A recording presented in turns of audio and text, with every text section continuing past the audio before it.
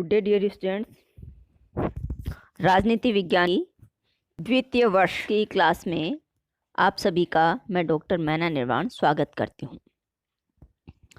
इस क्लास में हमारा टॉपिक चल रहा है संघीय कार्यपालिका, और संघीय कार्यपालिका के अंतर्गत हम प्रधानमंत्री का अध्ययन कर रहे थे और हमने देखा कि प्रधानमंत्री की नियुक्ति किस तरह होती है, प्रधानमंत्री के दायित्व क्या क्या है, और हमारी चर्चा जारी थी प्रधानमंत्री के कार्यों और शक्तियों पर, जिसमें हमने सबसे पहला कार्य प्रधानमंत्री का मंत्रिमंडल के निर्माण, संचालन और उसके संहारकर्ता के रूप में देखा। दूसरा कार्य के अंतर्गत हमने देखा कि प्रधानमंत्री राष्ट्रीय, अंतर्राष्ट्रीय और गृह विभाग से जुड़े हुए सभी नीतियों का निर्माता होता है, यानी शासन, प्रशासन और सरकार के द्वारा जितनी भी नीतियों का निर्माण किया जाता है उन सब में प्रधानमंत्री की भूमिका सबसे महत्वपूर्ण और प्रभावशाली होती है। अब हम प्रधानमंत्री के अन्य कार्यों और शक्तियों का अध्ययन करेंगे। प्रधानमंत्री की अगली शक्ति या अगला कार्य सरकारी शाख के लिए उत्तरदायित्व से जुड़ा है। प्रधानमंत्री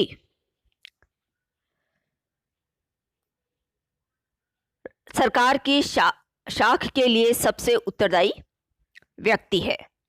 प्रधानमंत्री यह देखता है कि उसकी सरकार की देश में शाख बनी रहे।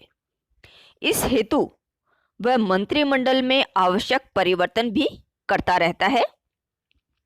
यदि वह ऐसा अनुभव करे कि कोई साथी मंत्री सरकार की कार्यकुशलता या प्रतिष्ठा के लिए हानिकारक है या उससे सरकार की प्रतिष्ठा और कार्यकुशलता पर नकारात्मक प्रभाव पड़ रहा है, तो वह उससे त्यागपत्र मांग सकता है, उससे पद से हटा सकता है। प्रधानमंत्री का अगला कार्य है मंत्री परिषद की अध्यक्षता करना। प्रधानमंत्री मंत्री परिषद का अध्यक्ष होता है और वह इस पद पर सर्वसम्मति या बहुमत के द्वारा चुना जाता है।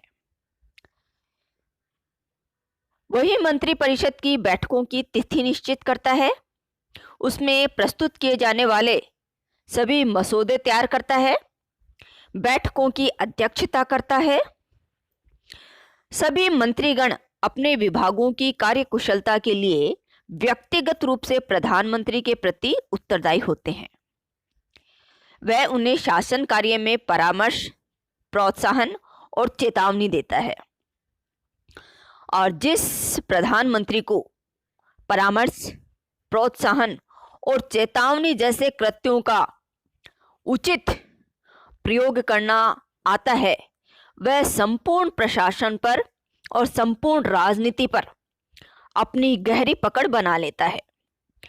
दो मंत्रियों या विभागों में मतभेद होने पर प्रधानमंत्री अपना निर्णय लागू करता है। वह मंत्रिमंडल में समन्वयकर्ता की भूमिका निभाता है। विभिन्न विभागों में विभिन्न मंत्रियों में उठने वाले विवादों और मतभेदों को दूर करता है और अपने मंत्रिमंडल की एकता और कुशलता को बनाए रखता है। प्रधानमंत्री का अगला कार्य है मंत्री परिषद और राष्ट्रपति के मध्य कड़ी के रूप में। प्रधानमंत्री मंत्री परिषद और राष्ट्रपति के मध्य एक कड़ी के रूप में कार्य करता है। हमने द्वितीय वर्ष की क्लास में देखा कि प्रधानमंत्री पद की उत्पत्ति ब्रिटेन में राजा और मंत्री परिषद के मध्य वार्तालाप या संयोजन करने वाले मंत्री परिषद और राजा के मध्य सेतु के रूप में कार्य करने वाले व्यक्ति के रूप में प्रधानमंत्री पद की उत्पत्ति हुई थी। और आज भी बहुत कुछ हद तक प्रधानमंत्री मंत्रिमंडल और राष्ट्रपति के मध्य कड़ी के रूप में कार्य करता है। संविधान द्वारा ही प्रधानमंत्री को मंत्रिपरिषद और राष्ट्रपति के मध्य एक महत्वपूर्ण कड़ी की भूमिका सौंपी गई है। जैसा कि हमने देखा, भारतीय संविधान का अनुच्छेद 78 ये कहता है कि मंत्रिमंडल के निर्णयों से प्रधानमंत्री राष्ट्रपति को अवगत कराता है। राष्ट्रपति द्वारा चाही गई प्रशासन से संबंधित संपूर्ण जानकारियां प्रधानमंत्री के द्वारा ही राष्ट्रपति को प्रदान की जाती है। किसी एक मंत्री द्वारा लिए गए निर्णय को राष्ट्रपति मंत्रिपरिषद के माध्यम से प्रधानमंत्री के माध्यम से संपूर्ण मंत्रिपरिषद के सामने प्रस्तुत करवाता है। यानी प्रधानमंत्री का यह दायित्व है कि वह राष्ट्रपति और मंत्रिपरिषद के मध्य एक सेतु का कार्य करे और मंत्रिपरिषद की सभी गतिविधियों से राष्ट्रपति को अवगत कराता रहे। प्रधानमंत्री का अगला कार्य है या प्रधानमंत्री की अगली भूमिका राज्य प्रशासन के संबंध में है। अमेरिका के राष्ट्रपति की तुलना में राज्य प्रशासन के संदर्भ में भारतीय प्रधानमंत्री की स्थिति ज्यादा महत्वपूर्ण है। भारतीय प्रधानमंत्री प्रत्यक्ष व अप्रत्यक्ष रूप से राज्य प्रशासन में समुचित दखल रखता है, जैसे कि राज्यपालों की नियुक्ति प्रधानमंत्री की राय से ही होती है। केंद्रीय सरकार द्वारा राज्य प्रशासन को समय समय पर दिशा निर्देश देने का भी अधिकार प्राप्त है। राज्यों की वित्तीय स्थिति कमजोर होने पर केंद्र के द्वारा ही राज्यों को आर्थिक सहायता दी जाती है और यह निर्णय अंतिम रूप से प्रधानमंत्री पर ही निर्भर होता है।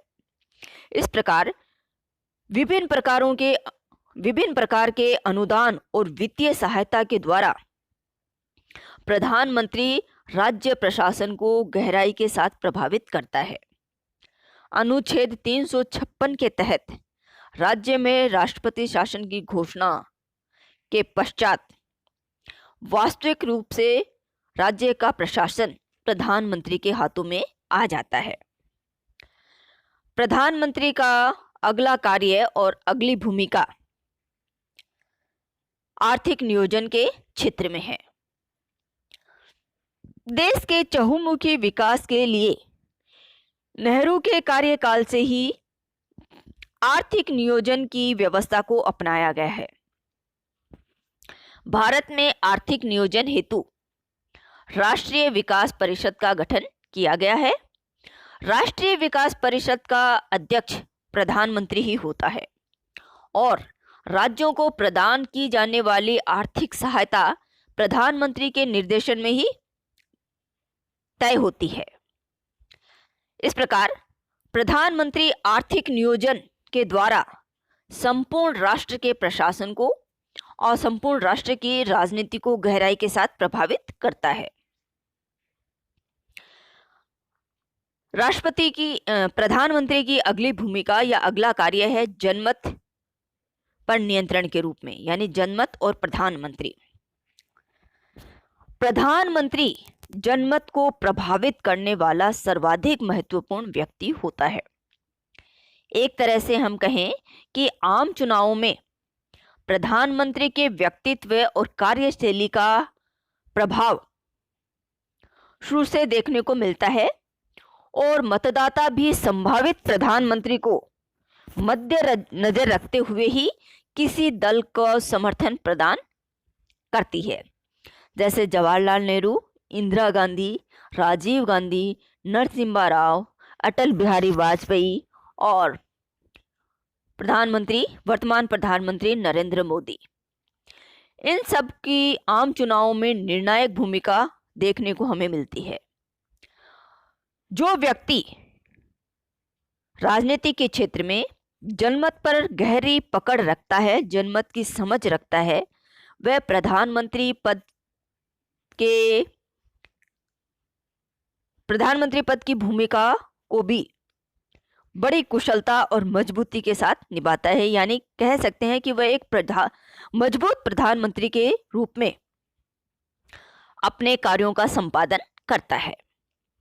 प्रधानमंत्री का अगला कार्य है अंतरराष्ट्रीय जगत में देश का प्रतिनिधित्व करना। प्रधानमंत्री विदेशों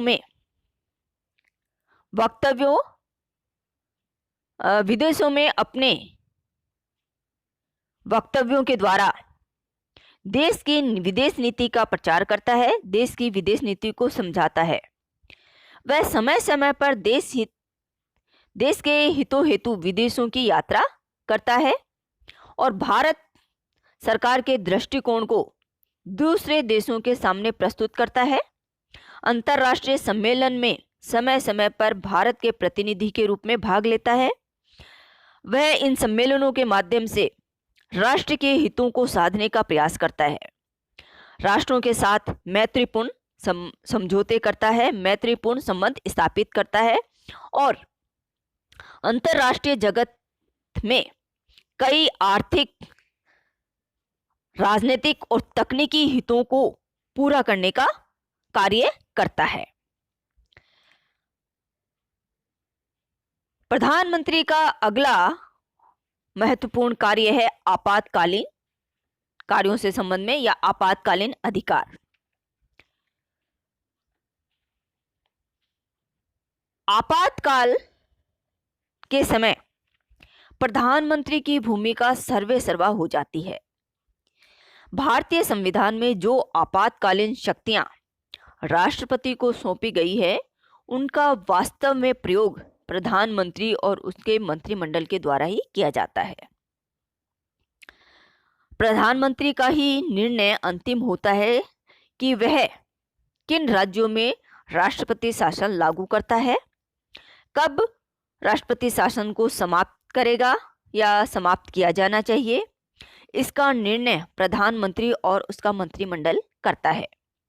बाहरी आक्रमण के समय अथवा आंतरिक सशस्त्र विद्रोह के समय प्रधानमंत्री देश का रक्षक और देश का वास्तविक शासक होता है। उसी के निर्णयों से देश की रक्षा सुनिश्चित होती है और राष्ट्र के हित संरक्षित होते हैं। इस प्रकार प्रधानमंत्री के द्वारा संपूर्ण राष्ट्रीय और अंतर्राष्ट्रीय जगत में देश हित हेतु अन्य कार्य संपादित किए जाते हैं। वह मुख्य प्रशासक होता है। विधायन का कार्य भी उसी की देखरेख में संपादित होता है। वह जनमत पर गहरी पकड़ रखता है। उसके द्वारा राज्य प्रशासन और आर्थिक नियोजन के द्वारा राज्यों की राजनीति में भी प्रभावी हस्तक्षेप किया जाता है। वह प्रधान मंत्री परिषद और राष्ट्रपति के मध्य एक सेतु के रूप में कार्य करता है। आपातकालीन शक्तियों का प्रयोगकर्ता भी वास्तव में प्रधानमंत्री है। इस प्रकार प्रधानमंत्री की शक्तियां अत्यंत महत्वपूर्ण और अत्यंत व्यापक है। धन्यवाद।